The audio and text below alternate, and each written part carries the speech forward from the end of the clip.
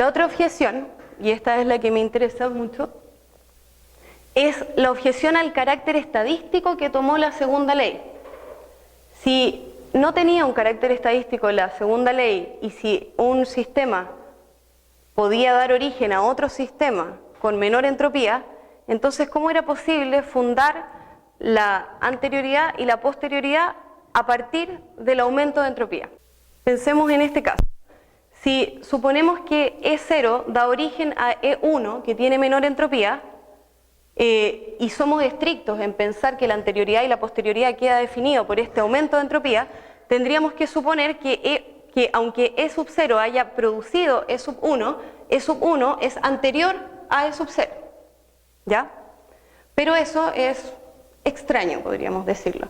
Y además nos hace renunciar a una teoría causal del tiempo porque la flecha causal va a ir en contra de la flecha temporal. Además es extraño porque podemos concebir que dos sistemas que parecen simultáneos den origen, uno a un sistema con mayor entropía, otro a un sistema con menor entropía, y no por eso vamos a pensar que en un caso el tiempo avanzó y en otro caso el tiempo retrocedió.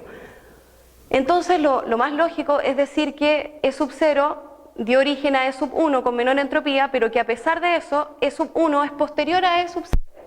Pero eso implica que la flecha de la entropía va a ir en contra de la flecha del tiempo, y entonces el criterio del aumento de entropía para explicar la anterioridad y la posterioridad va a ser insatisfactorio, ¿ya? Esta fue la objeción de Sklar y es justamente esto lo que yo quiero objetar, ¿ya? La objeción. Giro en la discusión. Asimetría metafísica del tiempo, que es esta idea de que el pasado está cerrado mientras que el futuro está abierto a distintas posibilidades de actualización. La pregunta es, ¿fundamentaría el aumento de entropía nuestra intuición de asimetría temporal si es que entendemos esto por asimetría temporal? La respuesta es, si la tesis de Boltzmann hubiese sido correcta para todos los procesos, es decir, si hubiese sido una ley determinista, la entropía no hubiese justificado nuestra intuición de asimetría temporal. Es decir, el carácter estadístico no fue lo que debilitó la idea de explicar la intuición de asimetría temporal a partir de la segunda ley de la termodinámica. ¿Por qué? Porque si hubiese tenido un criterio para distinguir entre lo anterior y lo posterior, si es que hubiésemos establecido una ley determinista, pero el aumento de entropía como diferencia estructural entre lo anterior y lo posterior no hubiese explicado la intuición de un pasado cerrado y un futuro abierto. Simplemente no responde a eso el aumento de entropía. Entonces, pensando en las objeciones de Sklar y en mi objeción a la objeción de Sklar, podemos preguntarnos si debemos renunciar a la idea de explicar la asimetría temporal a partir de la segunda ley de la termodinámica. Pensemos en una formulación causal de la asimetría temporal metafísica. A ocurre antes que B, si A hace posible a B, pero no de manera necesaria. B, contrariamente, no hace posible A, porque el pasado está cerrado. Pensemos en la formulación estadística de la segunda ley de la termodinámica. El macroestado S1 alcanzará con alta probabilidad el macroestado S2 que tiene mayor entropía, ¿ya? Ahora busquen las semejanzas, es como dice la idea. El carácter estadístico que tomó la segunda ley de la termodinámica, en lugar de imposibilitarnos explicar la asimetría temporal, nos ayuda a dar cuenta de ella. ¿Por qué? Porque una ley determinista es incompatible inmediatamente con nuestra intuición de asimetría temporal. Entonces, lo que muchos piensan que fue problemático para fundamentar la asimetría temporal a partir de la segunda ley de la termodinámica, yo digo que fue la clave para tratar de resolver el problema de la asimetría temporal. Ahora, sé que muchos están pensando que la segunda ley de la termodinámica fue explicada o fue construida a partir de la mecánica clásica, que es determinista. Sin embargo, yo digo que podemos interpretar la segunda ley de la termodinámica de manera determinista o de manera no determinista. ¿Cómo podemos explicar que los sistemas se muevan hacia el equilibrio con distribuciones más probables? Ignoramos el microestado que subyace al macroestado final y también ignoramos el microestado inicial, ¿verdad? Una interpretación determinista de esto sería decir, si conociéramos el microestado inicial, conoceríamos el macroestado final y no necesitaríamos acudir a las probabilidades. Esta es la idea de que las probabilidades solo muestran nuestra ignorancia epistémica, ¿ya? Pero podemos interpretar esto también no deterministamente, perdón.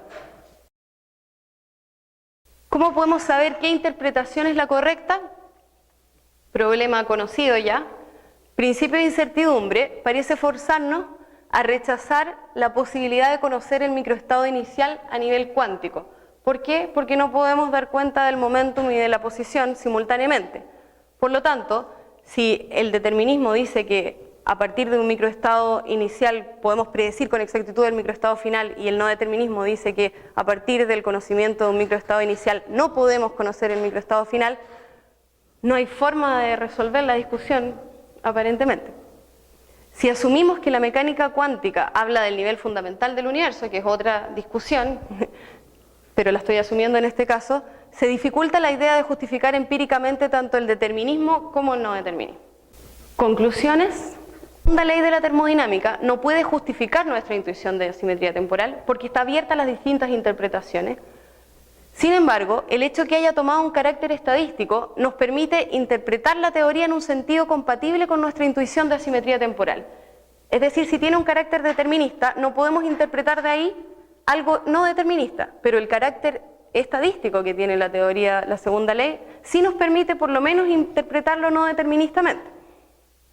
Además, considerando que fue la primera ley estadística de la física y que dio pie al posterior desarrollo de la mecánica cuántica, todos saben los trabajos de Einstein estuvieron relacionados y estuvieron motivados por la mecánica estadística, podemos decir que la segunda ley de la termodinámica ayuda a resolver el problema de la simetría temporal en el sentido que ayuda a debilitar la creencia en el determinismo, ¿ya? No es que lo resuelva ni lo justifique, pero en la medida que debilita el determinismo, se acerca a ser una teoría compatible con la intuición de asimetría temporal. Pero para que exista una explicación de la asimetría temporal, se debe justificar por qué una interpretación no determinista de los procesos físicos es preferible a una interpretación determinista. Eso es trabajo de bastante tiempo, yo creo. Además, y esto es más difícil aún, se debe justificar que el no determinismo es válido solo en un sentido, hacia el futuro. Aquí Lewis hace una objeción importante y dice que jamás se va a poder justificar la asimetría del no determinismo, pues cualquier teoría que abogue por el no determinismo lo hará en ambos sentidos. Claro, si yo digo que el presente no es suficiente ni necesario para lo que ocurra en el futuro, cuando esté en el futuro, ese futuro va a ser composible con distintos pasados, por lo tanto lo que es válido hacia el futuro va a ser válido hacia el pasado. Aquí yo doy una humilde idea que no he trabajado mucho, pero voy a tratar de guiar mi investigación por ahí. Si se da una interpretación no determinista, una teoría que respete un orden causal asimétrico, es decir, que afirme que si A es causa de B, entonces B no puede ser causa de A, podemos justificar que el pasado está cerrado y el futuro está abierto, es decir, con una teoría auxiliar.